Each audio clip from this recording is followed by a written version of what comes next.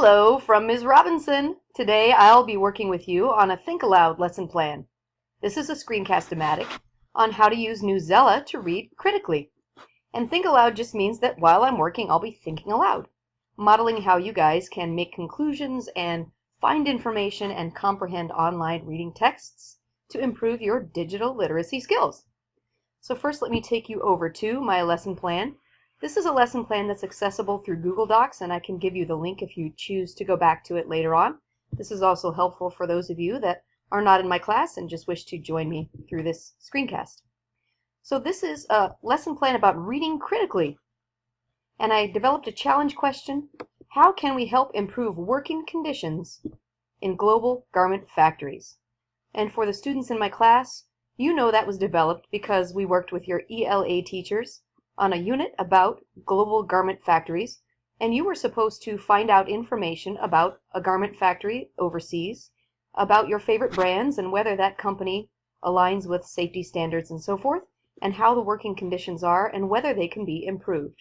And if so, let's think about how we can improve those working conditions. So I came up with some anchor texts for this particular lesson. I thought instead of just having you blindly search Google, we'd start with some background knowledge using Newsela, which is a really cool tool. And if you're in my class, you've used this before.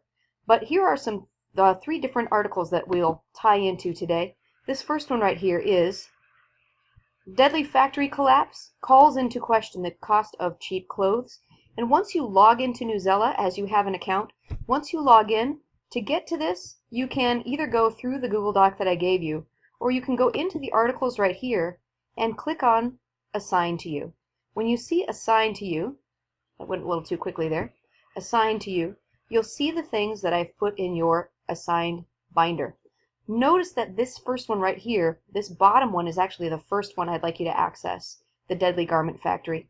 I'd also like you to look at these 2. This is about children working in factories. This one's based in India. The Deadly Garment Factory Collapse was in Bangladesh. And this is about women working in factories in Bangladesh. This one over here is just an extension activity for those of you that want to read a little more about child labor. And this one's about child labor within the United States, just to put that in context. And it's 1908 in the United States, child labor, and how to identify the people that are in the photographs and give them an identity and a name and importance. So an unrelated or slightly related topic, but an extension activity at the end. So first I'll go to this one right here, the Deadly Garment Factory Collapse. This one is going to give me the context that I need to understand the rest of it. So as I read, I remember that I've got these Lexile tools on the right side, and I can click the Lexile leveling button to choose the Lexile level that's best for me. As I scroll down through the text, I can see what's happening to the text when I click that Lexile leveling button. And I can click the button and then see, is this the best Lexile level for me? By looking to see some of the features, this one has some headings and some nice long paragraphs with great information. If I click on this Lexile level here, I see that I still have those divided sections with headings. I still have my photo with a caption, and I've got a title. The title's changing only slightly with my Lexile changes, but it's all the same topic. So we'll all have common knowledge about this topic by reading this article, and we'll select the Lexile level that's best for us. This one right here says, Clothes Factory Tumbles Down More Than 1,000 Killed. This is another Lexile level, and as I go down I can see how this text is. So maybe I'll select this one for my purposes today. I also remember as I'm reading that I want to look at some of these text features. So when I'm not familiar with a topic, I read the title carefully. Clothes Factory Tumbled Down. More than 1,000 killed. Ooh. And I look to see the author's name and also the date. So this was published in 2013. So I know it's a few years old, but it still gives me information about the current market in Bangladesh, or at least in 2013 what was going on. And maybe later on I'm thinking maybe I want to find out what the market is like now and what the factories are like now and if they've improved since this factory collapsed in 2013. But for now, let me look at the photograph. I'll read the caption and find out a little more. This takes place in Bangladesh, in the outskirts of Dhaka, on April 25th, 2013. As I scroll down, I start to see that I've already been in this article once before, but I started to highlight information. based on the text coding instructions at the top. So the instructions that I've given you are right here. I highlight details about the accident in green. I highlight details about the company's response in red. I highlight details about the workers in yellow. And I highlight details about possible solutions in blue. So this is a way that I can code my text and organize it. And when I go back to this article, under my login next time, my text coding will be there, and it will be easy for me to organize my thinking when I read multiple texts. So I'll go down and start to read here. I start to read that first fact, and I notice that I've already highlighted this one. The factory tumbled down in Bangladesh. That gives me a location. So I highlighted that, and when I highlighted it, I wrote a note for myself. And I can see right here that I didn't quite finish that note, so let me finish location. And I highlighted that in green because up here it says details about the accident are in green, so that's what I did. As I continue to read, rescuers are still pulling out bodies. Oh, that's terrible. That's also about the accident. I'm going to highlight that. And this I'm going to highlight in green as well. And I want to write something about bodies, just so I remember that that fact was about the bodies that are being pulled from the wreckage. Meanwhile, lawmakers and clothing companies are asking themselves, what is the human cost of cheap clothes? So I look back at the top and I see I'm supposed to code the text in certain ways. That does give me an introduction sentence, but it doesn't really give me a detail, so I'm going to skip highlighting that for now. And as I continue to read, I start to read more. The 8-story Rana Plaza factory complex crumbled on April 24th. So I could say, highlight this,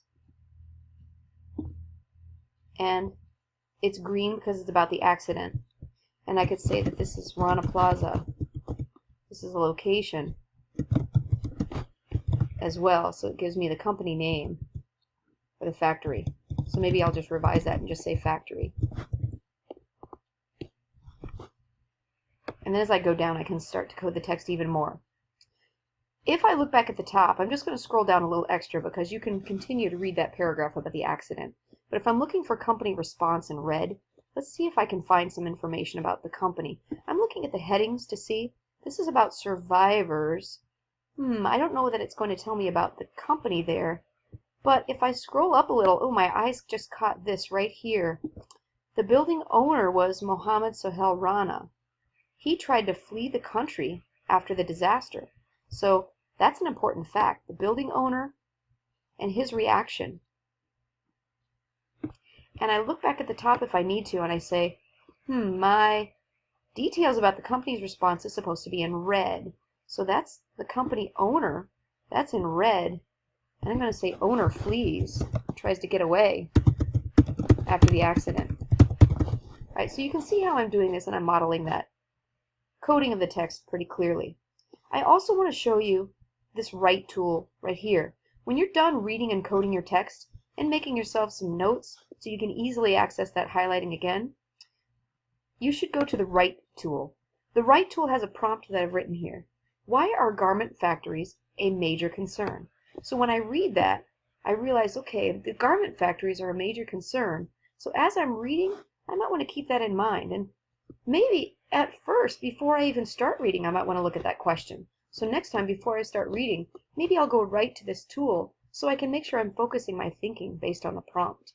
But I've got lots of coding of the text to do, and there are some ideas that I would need to put here. So once I'm done reading and coding the text, I read the prompt again and I say, why are the garment factories a major concern?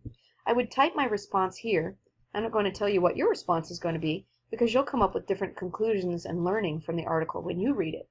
When you're finished, and only when you're finished, you'll click the submit button, and that will give that response to me. So I'll be able to read it under my class link, and I'll be able to assess the things that you're working on and assess your knowledge of this topic. When I'm done with the write tool, I click the X to get back out of it. Now, when I'm done with one article, I go back up to the top where it says articles, and I go back to those assigned to you articles. And you can choose which one you want to read next, whether you want to read the children or whether you want to read about the women in factories. And once you choose, you'll follow the same procedure. So you'll code the text, write yourself some notes, keep that focusing question in mind, Use your text features and make sure that you type a response in the prompt and submit when you're finished, so I'll get that response. If you're not finished, don't worry. You can leave that response there. We'll get back into it another day. But once you press submit, that response is given to me and you can no longer edit that response. So that's just a brief introduction to your Newsela. Now over here, back in the lesson plan, once you've read all 3 articles, you will be looking at some additional resources. Now, in the last unit, students were challenged to make a Padlet about one particular company, and they chose a company they were interested in and looked at their brand clothing, and then did research on that particular company as an extension, and they made a Padlet out of it with their group members. Your group might end up making something like this as well. This is just a synthesis of different websites and information that the group members found about one particular company. So this can be another way that we can find out something specific about a company. And then something else that we might choose to do, and with your teacher we'll develop this last step. Some of you may end up writing a letter, and I think that will be the last step for all of you according to your ELA teacher. So when you're done getting all this information together, working with your group, collaborating, synthesizing by making meaning across texts, for example, by making a Padlet, synthesizing your research, you'll communicate by writing a letter to a company who needs to improve their global garment factory procedures. So that's a lot to do, but today we're focusing on the Newsela portion of it, where you'll develop your background knowledge. Remember that this lesson plan is available online, and that we can simply sign into our Newsela account and utilize the tools that are here. And going back to your binder, you can find out all the things that have been assigned to you, or you can go under articles and you can see what's there. Under the binder, you'll see your progress about what you've read. There are also quizzes on these articles, so if you have a little time at the end, although it's not the specific assignment for today, if you have time at the end of an article, you can always go into the article, and at the end you may take the quiz by selecting that light bulb button. So that's a basic introduction to Newsela and using the tools to critically read.